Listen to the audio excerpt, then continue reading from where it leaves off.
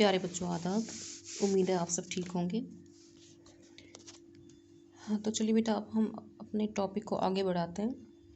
कल हमने ये चैप्टर कंप्लीट किया। हमने इस चैप्टर में पढ़ा किसके बारे में? एक हाथी के बारे में, जो कि बहुत ही प्यारा था, बहुत ही काबिल था, बहुत ही हुनरमंद था। एक हिसाब से, इनके हुनर के हिसाब से कहा जाए तो इसलिए उसका नाम जो है उसके महावत ने क्या रखा था? मोती रखा था, यानी मोती जैसा। उसके बाद हमने देखा कि एक्चुअली जो ये कहानी है या जो स्टोरी है, इसमें मोती गज के साथ जो वर्ड म्यूटिनियर लगाया है, उसका हमें कहाँ पे पता चलता है? अब आप बोलोगे हमने पूरी स्टोरी पढ़ी, यहाँ स्टोरी में हमें तो ऐसा कुछ नहीं लगा कि वो बागी बन गया है, उसने बगावत की है या कुछ है। लेकिन अगर आप डीपली इस स्टोरी को समझोगे, पढ़ोगे, तो आपको समझ आ जाएगी कि हाँ, ऐसा हुआ है। कब हुआ है? जब उसने देखा कि 10 दिन में देसा वापस नहीं आया, तो 10 दिन तक उसने बर्दाश्त किया। लेकिन 11वें दिन जो है उसने बगावत करना स्टार्ट कर दिया कि अब मैं किसी और का नहीं मानूंगा, अपने मालिक के बगैर मैं किसी का नहीं मानूंगा, जब तक वो नहीं आएगा मैं काम नहीं करूंगा। ये उसकी एक किस्म की बगावत थी। ठीक है। इस बगावत के लिए उसको हो सकता था, जो प्लांटर है, जब देसा आया तो उसको निकाल देता। लेकिन लास्ट में, एंड में, जब उस प्लांटर ने देखा कि जो ये हाथी था, क्योंकि हाथी एक बहुत ही बड़ा जानवर है, ऐसा जानवर जो है गुस्से में आना, वहशी हो जाना, ये एक बहुत डर की बात होती है। लेकिन जैसे ही देसा आया तो उसकी जो वो बगावत थी, वो गुस्सा था, उसमें वो जहलपन आया था, वो सब खत्म हो गया। एकदम से वो फिर नॉर्मल हो गया।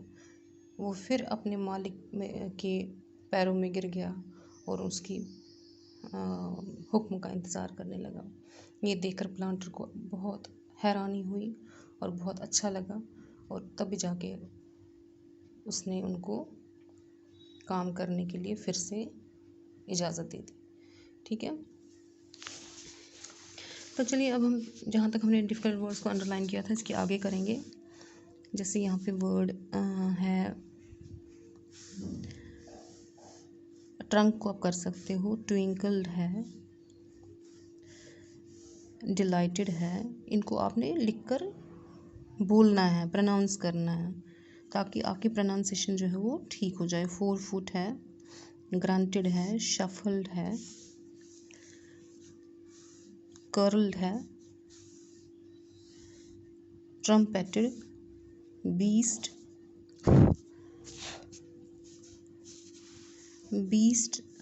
उसके बाद हमारा यहाँ पे आएगा नोडेड है। ठीक है।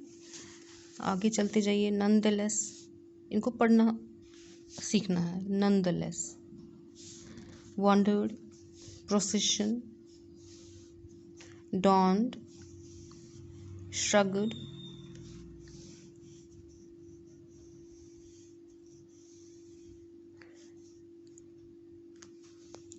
स्ट्रोल्ड, एफियर्स, ह्रम्पिंग, क्या है? Harrumphing, chuckling, inspection, unmanageable, thoroughly,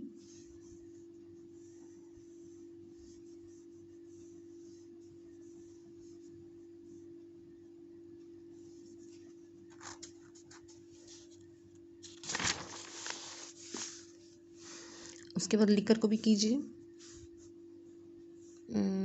pounds को भी कीजिए।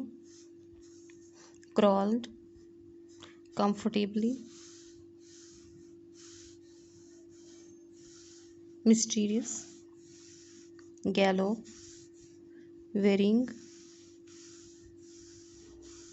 स्लॉबर्ड, एस्टोनिश्ड। इन वर्ड्स को अपने नोटबुक पे लिख के इनको प्रोनाउंस करना है, इनको बोलना है 1 बार 2 बार और लिखना भी है, ताकि आप ये वर्ड्स जो हैं इनकी जो स्पेलिंग है वो ठीक लिख सको। ठीक है, इसके बाद हम इनके वर्ड मीनिंग देख लेते हैं। ये हमारी वर्ड मीनिंग है इसकी। पहला वर्ड जो है हमने लिया, ये जो 2 वर्ड्स हैं, ये दो वर्ड्स जो है जो राइटर है उसके इंट्रोडक्शन में से है। जैसे डीटीज़ है, डीटीज़ का मतलब है शॉर्ट सिंपल सॉन्ग, छोटे छोटे गीत जो सबको समझ आए। सैटेरिकल वर्स है ए लाइन एक्सपोजिंग ह्यूमन फॉली, यानी ऐसी लाइन लिखना हाँ जो इंसान की जो है फितरत को, उसकी नाकामी को, उसकी गलतियों को एक्सपोज करें, सबको दिखाएं, सबको कहने की कोशिश करें। म्यूटिनियर होता है बागी, one who is openly rebellious, यानी जो कि खुलेआम बगावत करे कि मैं ये नहीं करूँगा, इनकार कर दे। म्यूटिनी, ओपन रिबेलियन, यानी म्यूटिनियर हो गया बागी और म्यूटनी हो गया बगावत। आई समझ? यानी म्यूटिनियर वो इंसान है जो बगावत करे और म्यूटनी हो गई बगावत। रिबेल का मतलब होता है, इसका रिबेल का मतलब भी होता है बागी हो जाना, बगावत करना। Stumps the base of a tree, जब पेड़ कट जाते हैं तो पेड़ों का जो नीचे जो जड़ रह जाती है ज़मीन के अंदर उसको हम स्टम्प्स कहते हैं। महाउत हो गया the driver and keeper of elephant, जो हाथी का मालिक होता है या उसको चलाने वाला होता है, उसको ख्याल रखने वाला होता है। Trampled the sound of heavy trading, यानी जब हाथी चलता है तो उसके पैर बहुत भारी होते हैं, तो उसके चलने से जो है एक अजीब किस्म की आवाज़ होती है, उसको हम कहते हैं trample.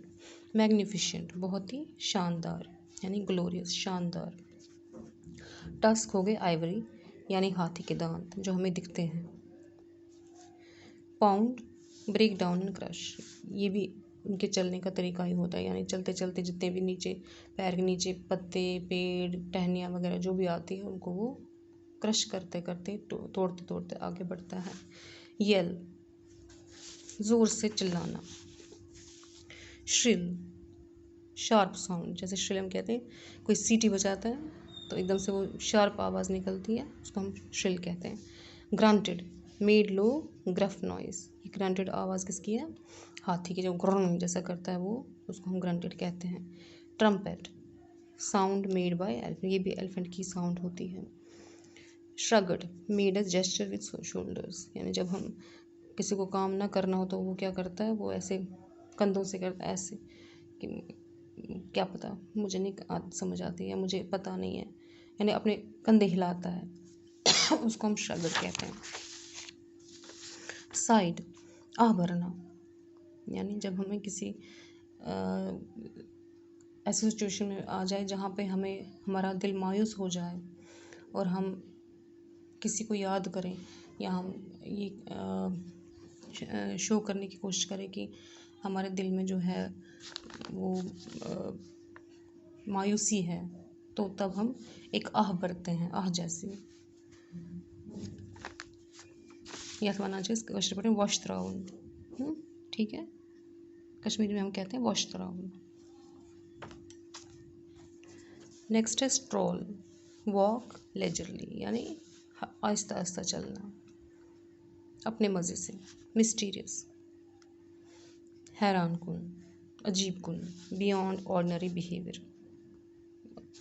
गैलोप, ride at a galloping pace, gallop होता है मतलब उछल उछल के आना, यानी हाथी उछलता नहीं है लेकिन जो उसके चलने का ढंग है वो एक आम इंसान के, आम जानवर के उछलने के बराबर ही है।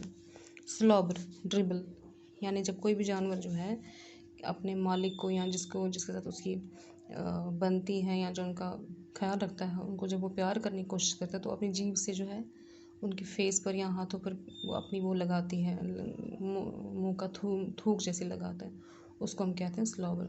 और वही इस हाथी ने किसको किया? देसा को किया, ये दिखाने के लिए कि वो कितना इसको मिस कर रहा था। एस्टोनिश का मतलब होता है अमेज्ड, हैरान हो जाना, हैरान, ठीक है। ये हो गए हमारे वर्ड मीनिंग। आज इतना ही, कल हम इसके आगे करेंगे।